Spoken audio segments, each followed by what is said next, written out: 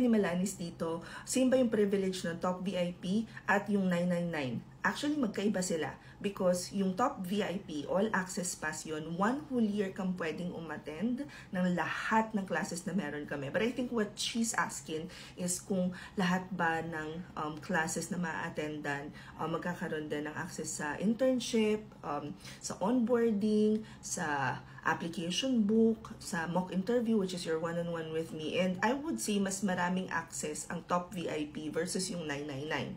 Kasi yung 999, isang klase siya, so isang straight lang. Although you can attend the same class anytime that you feel like you need some clarity.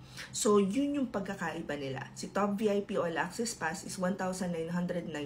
Again, 1 year na siya All Access Pass sa lahat ng classes, including the live mentorship class, the internship and all. Yung 999, very specific na siya sa isang niche. Pero kung kayo naman, sure na kayo na alam nyo na kung anong kukunin nyo na course or ano yung tatahakin yung landas when it comes to freelancing, then go for the 999 kasi makakasave kayo. Hope this helps. Comment any questions you guys have about working from home, call from or work from home. Chismis, bye!